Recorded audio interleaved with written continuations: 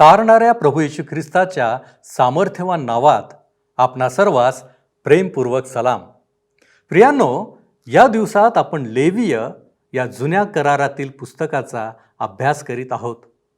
या पुस्तकात पाप कशा रीतीनं आमच्या जीवनात प्रवेश करून आम्हाला देवापासून तोडते, दूर नेते, हे प्रामुख्याने सांगितले आहे. आज आपण महारोगाविषयी देवाचा दृष्टिकोन काय होता हे पाहणार आहोत. यामध्ये कोणताही इलाज सांगितलेला नसून केवळ शुद्धीकरणाविषयीचे मार्गदर्शन आहे. म्हणूनच या अध्यायाकडे आपण आणि पुढच्याही अध्यायाकडे एका वेगळ्या दृष्टिकोनातून पाहण्याची गरज आहे. तर मग चला प्रियानो, आपण आपल्या अध्ययनाची सुरुवात करूया. श्रोत्यांनो, लेवीचे पुस्तक ह्याच्या 13व्या अध्यायाला आज आम्ही सुरुवात करीत आहोत. या अध्यायामध्ये महारोगाला नियंत्रित करण्यासंबंधाने नियम सांगण्यात आलेले आहेत. हा अध्याय पापाच्या वाढत्या पापीपणाविषयी आहे. मत्ते कृष्णवर्तमान 15वा अध्याय 19 आणि 20 वचने सांगतात. मत्ते कृष्णवर्तमान 15वा अध्याय 19 आणि 20 वचने. कारण अंतकरणातूनच दुष्ट कल्पना, खून, व्यभिचार, जारकर्मे, चोऱ्या, खोट्या साक्षी, शिव्यागाळी ही निघतात. ह्या गोष्टी माणसाला विटाळवितात. न धुतलेल्या हातांनी जेवणे हे माणसाला विटाळवित नाही. आता आम्ही ह्या पुस्तकाच्या एका असाधारण भागात आलो आहोत. महारोगाविषयीचा भाग. काही जण विचारतील की काय हे आमच्यासाठी प्रत्यक्ष व्यवहारात लागू होते? मला सांगू द्या श्रोत्यांनो की हे संपूर्ण पुस्तक लागू होते. या पुस्तकाच्या ज्या भागात आम्ही आहोत त्या भागाला रोजच्या जीवनातील पवित्रता असे शीर्षक आम्ही दिले आहे. परमेश्वर त्याच्या लेकरांच्या व्यवहारासंबंधाने, आचरणासंबंधाने दक्ष आहे. त्याला त्यांच्या भोजनाची काळजी आहे हे आम्ही पाहिले. आता 13, 14, 15 अध्यायांमध्ये आम्हाला दिसतं की तो महारोग व इतर बाबी संबंधाने शुद्धता ह्याविषयी कसा दक्ष आहे. महारोग व शरीरासंबंधी असलेल्या दुसऱ्या गोष्टी ह्या मानवाच्या हृदयात पापाचे जे प्रगटीकरण आहे त्याचे अचूक चिन्ह आहे. हे पापाचा वाढता पापीपणा आणि कृतीमध्ये पापाचा परिणाम दर्शविते. लेवीयचा भर पापावर आहे. पवित्र परमेश्वराच्या उपासनेविषयी ह्या पुस्तकाच्या अंतरंगात हा महारोग व शरीरासंबंधीचा भाग घालण्यात आला आहे. पापाचा घाणेरडेपणा व किळसवाणेपणा महारोगाच्या रूपात दाखविण्यात आला आहे. आशाहीनता व प्राणघातकता फार अचूकपणे चित्रित करण्यात आली आहे. एक महारोगी जेव्हा धुळीने भरलेल्या उष्णतेमुळे कासावीस झालेल्या स्थितीत दमल्यामुळे मंद पावले टाकीत रस्त्यावरून ओरडत जात असे, अशुद्ध अशुद्ध, तेव्हा ते इस्रायलांकरिता एक स्मरण असे की तो सुद्धा नैतिकदृष्ट्या महारोगी आहे व त्याला अलौकिक रूपाने शुद्ध होण्याची आवश्यकता आहे. श्रोत्यांनो, कदाचित अशांपैकी एक आपण आहात ज्यांना वाटतं की कर्मांमुळे, पुण्यकार्यांमुळे आपले तारण होईल. त्यांना ख्रिस्ताची तारणारा म्हणून गरज नाही. मी आपणाला सांगू इच्छिते की जर आपण जसे आहात तसेच ख्रिस्ताविना स्वर्गात जाऊ शकाल तर आपण स्वर्गात अशुद्ध अशुद्ध अशुद्ध असे ओरडत राहाल. कुठलाच स्वर्गदूत आपणाला हात लावणार नाही. आपण परमेश्वराच्या उपस्थितीत कुठल्याच प्रकारे जाऊ शकणार नाही. मानवाला वाटतं की आम्ही परमेश्वरावर काही दावे करू शकतो, परंतु काहीही असो, आमचा त्याच्यावर काहीच दावा नाही. त्याचे आमच्यावर काही कर्ज नाही. या लहानशा पृथ्वीवर आमचे जे अस्तित्व आहे ते तो कधीही मिटू शकतो आणि त्यामुळे ह्या विश्वावर त्याचा काहीच परिणाम होणार नाही. परंतु देवाची स्तुती असो की तो आमच्यावर प्रीती करतो. हीच एक गोष्ट आहे ज्यामुळे तो आमच्याशी जुळलेला आहे. महारोग व पाप ह्यामधील तुलना पवित्र शास्त्रातील काही भागामध्ये पुन्हा आणि पुन्हा येणारा विषय आहे. स्तोत्रसंहिता 38 अध्याय 3, 4, 7 आणि 18 वचनांमध्ये आम्हाला सांगितलेले आहे, तुझ्या कोपामुळे माझ्या अंगी आरोग्य राहिले नाही, माझ्या पापामुळे माझ्या अस्तित्व स्वस्थता नाही. कारण माझे अपराध माझ्या डोक्यावरून गेले आहेत. जड ओझ्याप्रमाणे ते मला फार भारी झाले आहेत. माझ्या कमरेला दाह सुटला आहे. माझ्या अंगी आरोग्य अगदीच राहिले नाही. मी आपला दोष पदरी घेतो. माझ्या पापांमुळे मी खिन्न आहे. श्रोत्यांनो, ह्याच प्रकारे आम्ही परमेश्वराकडे पाहतो. यशायाच्या विचारात महारोग होता जेव्हा त्याने त्याच्या लोकांच्या पापांचे वर्णन केले. यशायाचे पुस्तक 1 अध्याय 6 वचनात तो म्हणतो, पायाच्या तळव्यापासून मस्तकापर्यंत काहीच धड नाही. जखमा, चेंचरलेले व पुळलेले घाय आहेत. ते कोणी पिळून काढीत नाही. त्यावर कोणी पट्टी बांधित नाही. कोणी तेलाने नरम करीत नाही. यशायाचे पुस्तक 53 अध्याय 4 आणि 5 वचने सांगतात. यशायाचे पुस्तक 53 अध्याय 4 आणि 5 वचने. खरोखर आमचे व्याधी त्याने आपल्यावर घेतले, आमचे क्लेश त्याने वाहिले. तरी त्यास ताडण केलेले, देवाने त्यावर प्रहार केलेले व त्याला पिडिलेले असे आम्ही त्याला लेखिले. खरे पाहिले असता तो आमच्या अपराधांमुळे घायल झाला, आमच्या दुष्कर्मांमुळे ठेचला गेला. आम्हास शांती देणारी अशी शिक्षा त्यास झाली. त्यास बसलेल्या फटक्यांनी आम्हास आरोग्य प्राप्त झाले. श्रोत्यानो, काही लोक म्हणतात की ह्या ठिकाणी तो महारोगाविषयी बोलत आहे व शारीरिक रोगाविषयी बोलत आहे. नाही, तो ख्रिस्तावर जे पाप लादण्यात आले त्याविषयी बोलत आहे. काय आम्ही ह्या बाबतीत निश्चिंत होऊ शकतो? पेत्र काय म्हणतो ते ऐका. पेत्राचे पहिले पत्र 2 अध्याय 24 वचन. पेत्राचे पहिले पत्र 2 अध्याय 24 वचन. त्याने स्वतः तुमची आमची पापे स्वदेही वाहून खांबावर नेली, ह्यासाठी की आपण पापाला मेलेले होऊन सदाचरणासाठी जगावे. त्याला बसलेल्या माराने तुम्ही निरोगी झाला आहात, कारण तुम्ही मेंढरासारखे भटकत होता. परंतु आता तुमच्या जीवाचा मेंढपाळ व संरक्षक ह्याच्याकडे तुम्ही परत फिरला आहात. आम्ही पापात मेलेलो होतो. त्याने स्वतःच्या शरीरावर आमची पापे घेऊन खांबावर वाहून नेली. त्याला बसलेल्या माराने आम्हाला आरोग्य प्राप्त झाले. आता हे खरे आहे श्रोत्यानो, की शारीरिक आजार पापाचे प्रगटीकरण आहे आणि त्या आजाराच्या जंतूमागे पाप असते. जर पाप नसते तर मृत्यू नसता, आजारही नसता. 2 महत्वाच्या गोष्टी ह्या अध्ययनात आम्ही लक्षात घ्यायला हव्यात. पहिली महत्वाची गोष्ट की पवित्र शास्त्र हा सर्वसाधारण दृष्टिकोन की त्या दिवसात महारोग असाध्य रोग होता हे मान्य करीत नाही. लेवीचे पुस्तक 14 अध्याय 2 वचनामध्ये सांगितले आहे, महारोग्यास शुद्ध ठरविण्याच्या वेळचा नियम हा त्याला याजकाकडे आणावे. जसे आम्हाला पवित्र शास्त्रामध्ये आढळते की अलौकिकरित्या काहींना ह्या आजारापासून आरोग्य मिळाले. जसे राजाचे 2 पुस्तक आणि 5 अध्यायामध्ये नामानाला आरोग्य मिळाले. काही अभ्यासक असे मानतात की इयोबाला महारोग होता. विज्ञानाच्या आधारे ह्या आजाराचे निदान करण्यात न येत असल्यामुळे ते ह्यावर चर्चा करतात की महारोग कसा रोग आहे, तो काय आहे. त्यांच्याजवळ तेव्हा औषध होते इलाजासाठी, ज्याला ते महारोगावर उपाय म्हणून वापरीत होते. हा व पुढचा अध्याय ह्यात महारोगाचा इलाज दिलेला नाही. हे लक्षपूर्वक पाहिले पाहिजे. याजकाला ह्यात महारोग आहे हे कसे निश्चित करावे ह्याविषयी सूचना देण्यात आल्यात व छावणीत तो पसरू नये म्हणून काय सावधानी बाळगावी हे सांगण्यात आले. त्याचे शुद्धीकरण झाल्यानंतर एक विधी पूर्ण करावा लागे. ह्या ठिकाणी त्याचा इलाज सांगितलेला नाही. 14व्या अध्यायात महारोगाचा आजार बरा झाल्यानंतर जे विधीपूर्वक शुद्धीकरण आहे त्याविषयी सांगण्यात आले आहे, परंतु इलाज सांगण्यात आलेला नाही. ह्याचा मुख्य उद्देश होता की महारोग जो एक पापाचा प्रकार आहे त्याच्या शुद्धीकरणाशी संबंधित जे फार महान आत्मिक सत्य आहे ते शिकवावे. दुसरी महत्वाची गोष्ट हे काही महारोगाचे निदान, सावधगिरी व इलाज ह्यावर लिहिलेले पुस्तक नाही. वैद्यकीय दृष्टिकोनातून ह्या रोगाचे निदान कसे करावे ह्याविषयी केलेला प्रयत्न सुद्धा नाही. निदान व्यवहारात्मक होते, ज्याला त्या दिवसातील माहितीप्रमाणे सोयीचे करण्यात आले. त्यामध्ये ह्या दिवसांसाठी सरळ व निश्चित आत्मिक पाठ आहेत. हा विधी इलाज नसून समारंभ असे. काही ख्रिस्ती डॉक्टरांनी चर्चा केली की मोशेच्या पद्धतीत ज्या महारोगाविषयी सांगितले आहे त्यालाच आम्ही महारोग समजतो. ह्या विषयावर ह्याला पाठिंबा देणारे व खोडून टाकणारे असे बरेच काही लिहिण्यात आले. ह्या अध्यायात करण्यात आलेले वर्णन वाचून आम्हाला असं वाटतं की जणू हा किळसवाणा प्राणघातक आजार आहे. परंतु त्यात हत्तीपाय, कातडीचे आजार, कॅन्सर, ट्यूमर व इतर सामाजिक आजार आहेत. हे 15व्या अध्यायात सांगितलेले आहे. महारोगाच्या पहिल्या काही पायऱ्यांचेच ह्या ठिकाणी वर्णन आहे.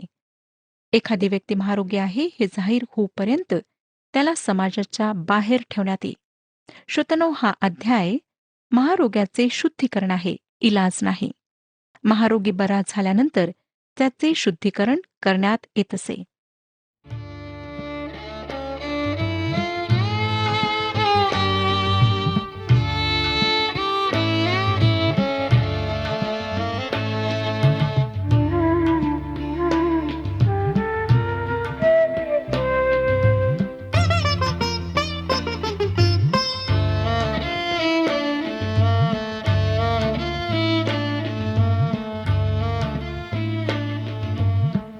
कोण हरेल मम पाप तुझ विण, कोण हरेल मम पाप,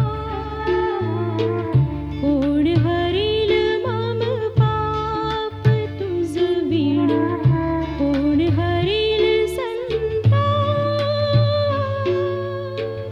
कोण हरेल मम पाप.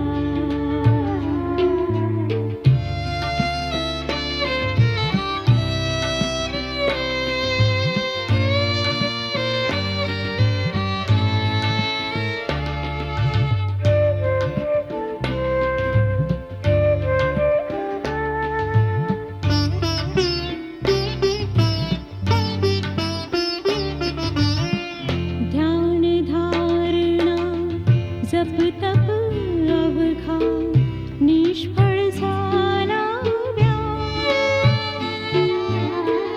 ध्यान धारणा जप तप अवघा, निष्फळ झाला व्याप, निष्फळ झाला व्याप.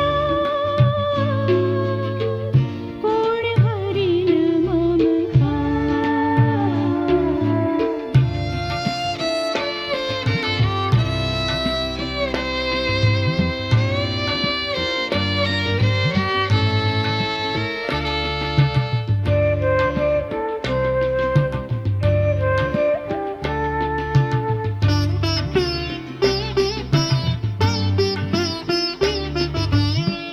विद्या कुल धन सकल साधने, झाला केवळ शाप.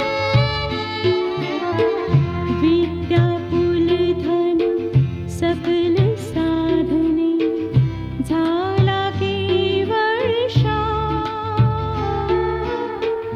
झाला केवळ शाप. कोण हरील मम पाप.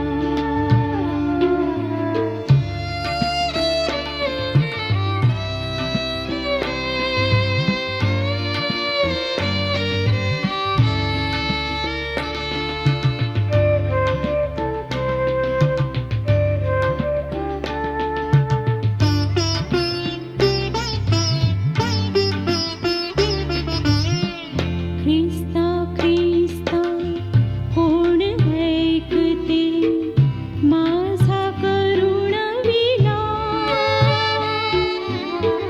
ख्रिस्ता ख्रिस्ता कोण ऐकते, माझा करुण विलाप, माझा करुण विलाप. नवीन रोग्याचे निदान, आता ह्याविषयी आपण वाचणार आहोत. 13वा अध्याय पहिली 2 वचने सांगतात, परमेश्वराने मोशे व अहरोन ह्यास सांगितले, एखाद्या मनुष्याच्या अंगावरील कातडीला सूज, खवंद अथवा तकतकीत डाग असेल व तो महारोगाचा चट्टा असेल, तर त्याला अहरोन याजकाकडे किंवा त्याच्या याजक पुत्रांपैकी एकाकडे न्यावे. आधुनिक रीतीशी जर तुलना केली श्रोत्यांनो, तर त्या काळचे निदान फार कौशल्यहीन होते. ही पद्धती त्या दिवसातील ज्ञानाप्रमाणे होती. इलाज करण्यासाठी नाही, परंतु एक धार्मिक विधी पूर्ण करण्यास निदान करण्यात येई. ह्याला फार स्पष्टपणे मांडायला हवे. ह्या ठिकाणी शरीरापेक्षा आत्मिक गोष्टीवर अधिक भर देण्यात आलेला आहे. ह्या ठिकाणी 3 गोष्टी सांगितलेल्या आहेत: सूज, खवंद अथवा तकतकीत डाग. हे महारोगाचे लक्षण होते. परंतु अशी लक्षणे असणारा महारोगी असेलच असे नव्हते. पहिली पायरी, अशी लक्षणे असलेल्या व्यक्तीला अहरोन किंवा याजकापैकी कोणा एकाकडे आणावे. ह्याप्रमाणेच आमच्या जीवनातील कुठलेही पाप, लहान असो मोठे असो, त्वरित आम्ही आमच्या महायाजकाकडे आणायला हवे, जो एक महान डॉक्टर आहे. प्रत्येक गोष्टीसाठी आम्ही प्रार्थना करायला हवी. ह्यात प्रत्येक पापाचा समावेश आहे. जेव्हा आम्ही शरीराने रोगी असतो तेव्हा सुद्धा आम्ही त्याच्याकडे जायला हवे. मी असे म्हणत नाही की मी आजारी पडल्यानंतर डॉक्टरकडे जात नाही, औषध घेत नाही. मी जाते श्रोत्यानो, परंतु प्रथम मी प्रभू येशू ख्रिस्ताकडे जाते. इब्री लोकासपत्र 4 अध्याय 16 वचन सांगतं, तर मग आपल्यावर दया व्हावी आणि ऐनवेळी सहाय्यासाठी कृपा मिळावी म्हणून आपण धैर्याने कृपेच्या राजासनाजवळ जाऊ. तसे 7 अध्याय 25 वचन सांगते, ह्यामुळे ह्याच्याद्वारे देवाजवळ जाणाऱ्यांना पूर्णपणे तारण्यास हा समर्थ आहे, कारण त्यांच्यासाठी मध्यस्थी करण्यास हा सर्वदा जिवंत आहे. योहानाचे पहिले पत्र 1 अध्याय 9 वचन, जर आपण आपली पापे पदरी घेतली तर तो विश्वसनीय व न्यायी आहे म्हणून आपल्या पापांची क्षमा करील व आपल्याला सर्व अनितीपासून शुद्ध करील. आता आपण 3 वचन वाचूया. 13 अध्याय 3 वचन, मग याजकाने त्याच्या अंगाच्या कातडीवरील तो चट्टा तपासावा आणि त्या चट्ट्यावरील केस पांढरे झाले असल्यास आणि तो चट्टा कातडीपेक्षा खोल गेलेला दिसल्यास तो महारोगाचा चट्टा समजावा. अशा प्रकारे त्या मनुष्याची तपासणी करून याजकाने त्याला अशुद्ध ठरवावे. अविचारीपणाने न्याय करण्यात येत नसे. त्या पुरुषाचे किंवा स्त्रीचे काही समयापर्यंत काळजीपूर्वक परीक्षण केला जाईल. जर त्याच्या कातडीवरचा चट्टा नाहीसा होईल तर त्या व्यक्तीला सोडून देण्यात येत असे. जर केस पांढरे झाले असतील, त्यात निर्जीवपणा आला असेल आणि कातडीपेक्षा तो डाग खोल गेलेला दिसलेला असेल आणि रोग पसरलेला आहे असे समजून याजक त्या व्यक्तीला अशुद्ध घोषित करू शकत असे. आमच्या महान वैद्याने आमचे परीक्षण करून आमच्या रोगाचे रोमकरासपत्र 3 अध्याय 13 ते 16 वचनांमध्ये अशा प्रकारे निदान केले आहे. रोमकरासपत्र 3 अध्याय 13 ते 16 वचने, त्यांचा घसा म्हणजे उघडे थडगे, त्यांनी आपल्या जिभांनी कपट केले आहे. त्यांच्या ओठाच्या आत जोगी सर्पाचे विष आहे. त्यांचे तोंड शापाने व कडूपणाने भरलेले आहे. त्यांचे पाय रक्तपात करावयास जाण्याकरिता उतावळे झाले आहेत. त्यांच्या मार्गात विध्वंस व विपत्ती आहेत. श्रोत्यानो, परमेश्वर म्हणतो, आम्ही सर्वांनी पाप केले आहे. आम्ही अशुद्ध आहोत. ज्या प्रकारे कोणताही डॉक्टर करतो त्याप्रमाणे आमचा महान वैद्य आम्हाला तोंड उघडावयास लावतो व आमच्या घशात पाहतो, जीभ बाहेर काढण्यास सांगतो व तेथे त्याला सर्व फसवेगिरी व खोटेपणा आढळतो. आम्ही आत्मिक महारोगी आहोत.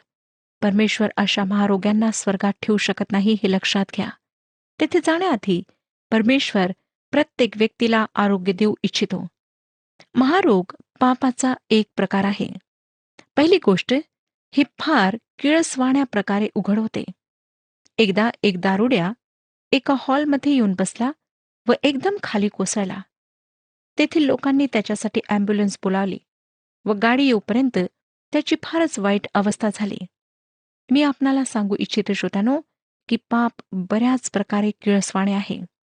दुसरी गोष्ट, हा एक भयंकर रोग आहे. डॉक्टर केलॉग ह्यांनी लिहिले की सर्व आजारातून पवित्र आत्म्याने ह्याच आजाराला देवाने पाहिलेल्या सगळ्यात भयंकर पापाच्या रूपात निवडले. तिसरी गोष्ट, हे अगदी लहान रूपात सुरू होते. थोडी सूज व तकतकीत डाग व शेवटी रोगी मृत्यूदशेला पोहोचतो.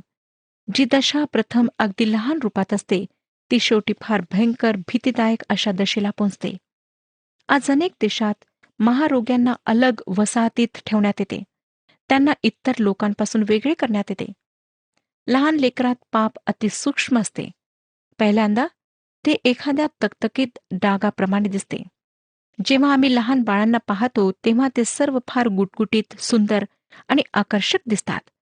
परंतु जोपर्यंत ह्या लेकरांना ख्रिस्ताविषयी व त्याच्याद्वारे देव केलेल्या तारणाविषयी सांगण्यात येणार नाही, तर ते मोठे होऊन बंडखोर, गुन्हेगार होतील.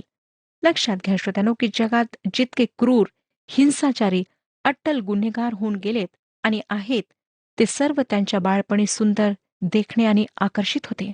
कुठलाच दारुड्या एकदा दारू प्याल्याने दारुड्या बनत नाही. कुठलीच व्यक्ती दारूचा एक पहिला ग्लास घेतल्याशिवाय दारुड्या होत नाही. प्रत्येक पाप अगदी लहान प्रमाणात सुरू होते. चौथी गोष्ट, महारोग लहान प्रमाणात सुरू होऊन हळूहळू वाढतच नाही तर निश्चित वाढतो. भयंकर असे स्वरूप धारण करण्याकडे तो हळूहळू वाढत जातो. डॉक्टर थॉम्सन म्हणतात, शरीराच्या वेगवेगळ्या भागांवर तो थोड्या थोड्या प्रमाणात उभरतो. डोक्याचे व भुवयांचे केस गळू लागतात. नखे ढिले होऊन सडायला लागून गळून पडतात. बोटांचे व पायांचे जोड संकुचित होऊन शेवटी गळून पडतात. हिरड्या सुजतात, दात पडतात, नाक, डोळे, जीभ हे सर्व हळूहळू नष्ट होतात व शेवटी तो रोगी मृत्युमुखी पडतो. याकोबाचे पत्र 1 15व्या वचनामध्ये परमेश्वर अशाच प्रकारे पाप काय आहे ह्याविषयी सांगतो. याकोबाचे पत्र 1 15वे वचन, मग वासना गर्भवती होऊन पापाला जन्म देते आणि पाप परिपक्व झाल्यावर मरणास उपजविते. महारोग जिवंतपणे अनुभवास येणारा मृत्यू आहे. महारोग्याला एका मृत माणसाप्रमाणे समजण्यात येईल.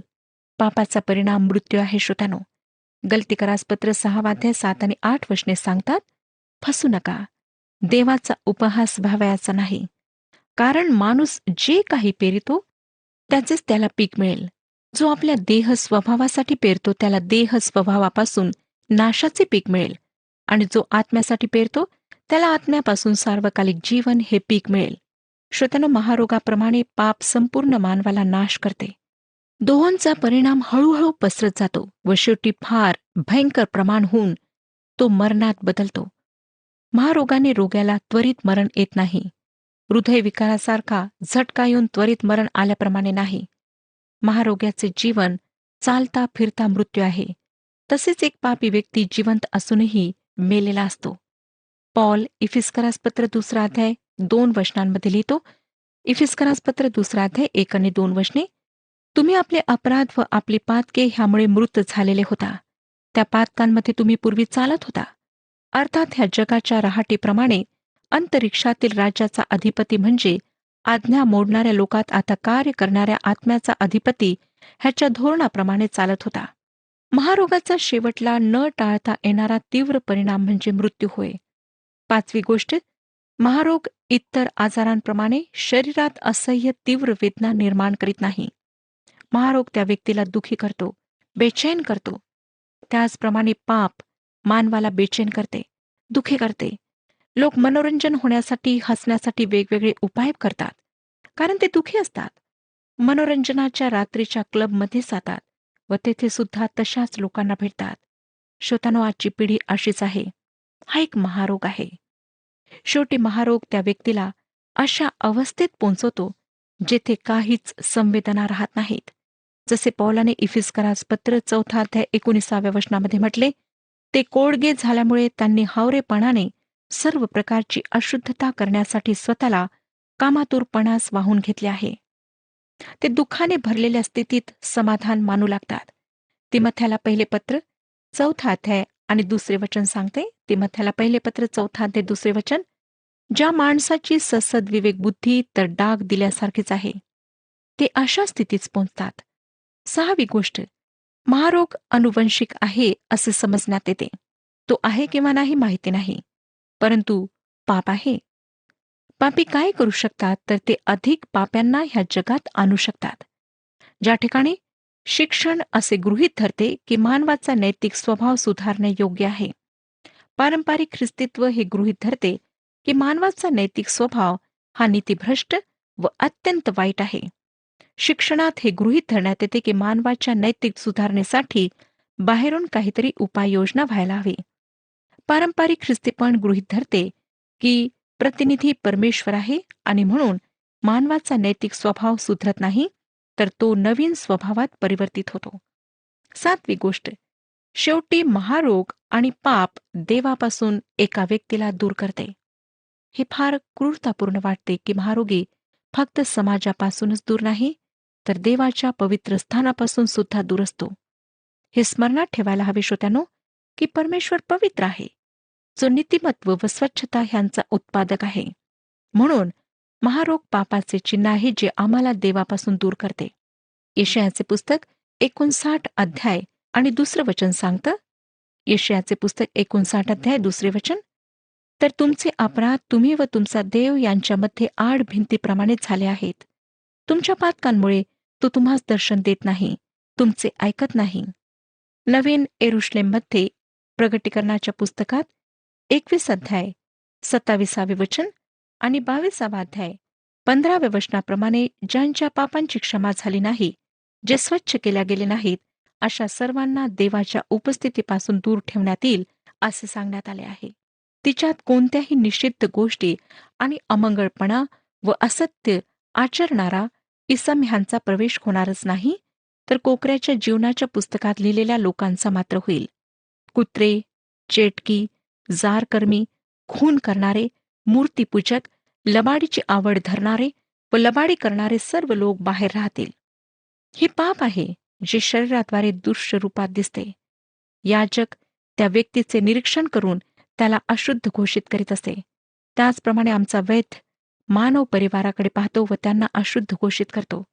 तो असे ह्यासाठी करतो की आम्ही शुद्ध होण्याकरिता त्याच्याकडे यावे. तो महारोग्याला स्पर्श करून त्याला शुद्ध करण्यास तयार आहे. श्रोत्यानो, आज आपल्या पापांची कबुली द्या. प्रभू येशू ख्रिस्ताजवळ या. त्याला आपला तारणारा म्हणून स्वीकारा आणि त्याच्याद्वारे शुद्ध आणि पवित्र असे जीवन प्राप्त करून घ्या. नवीन जीवन प्राप्त करून घ्या. परमेश्वर ह्या विषयात आपले मार्गदर्शन करू आणि आपणाला आशीर्वाद देऊ. हा कार्यक्रम आपणास आवडला काय? आता आम्हाला एक मिस कॉल करा आणि आपण पुढील विजेता होऊ शकता.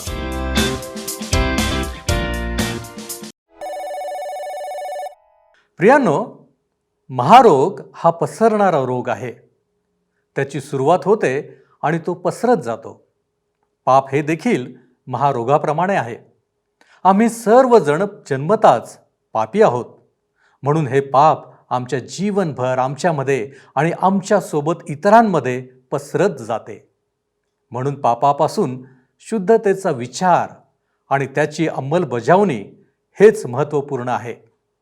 आज आपण महारोग आणि पाप याविषयी 7 गोष्टी पाहिल्या आहेत.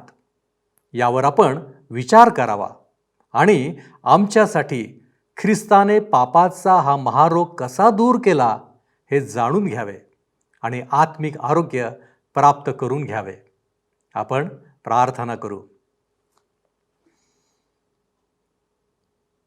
आमच्यावरती प्रीती करणाऱ्या आमच्या महान प्रेमळ परमेश्वरा, ख्रिस्ताच्या द्वारे तू आमच्यावरती प्रीती केलेली आहेस आणि म्हणूनच प्रभूजी आजही आम्ही तुझ्या चरणापाशी येऊ शकत आहोत. वास्तविक पाहता प्रभूजी आमच्यामध्ये जे पाप आहे ते आम्हाला तुझ्यापासून दूर ठेवतं. आत्ताच आम्ही पाहिलं की महारोग कसा पसरत जातो. होय प्रभूजी, तू आम्हाला हे देखील दाखवून दिलेलं आहेस की आमचं पाप हे देखील महारोगाप्रमाणेच आहे. ते वाढत वाढत पसरतं आणि केवळ आमच्यामध्येच नव्हे तर आमच्या सानिध्यामध्ये असलेल्या प्रत्येकामध्ये ते पसरतं. परंतु प्रभू येशू ख्रिस्ताच्या द्वारे या पापांपासून आमची मुक्ती व्हावी म्हणून जी योजना तू तयार केलीस त्याची आम्ही आठवण करतो. तुझ्या नावाला धन्यवाद देतो. तुझ्या मार्गांमध्ये चालण्यासाठी तू आम्हाला सहाय्य कर. तू आमच्याबरोबर आहेस. आम्ही तुझे उपकार मानतो. येशू ख्रिस्त आमचा प्रभू याच्याद्वारे ही विनंती करतो म्हणून तू ऐक. आमेन. आत्मिक आरोग्य प्राप्त करा. आपल्या जीवनाच्या द्वारे देवाचे गौरव करा. प्रभू आपणास सहाय्य करो.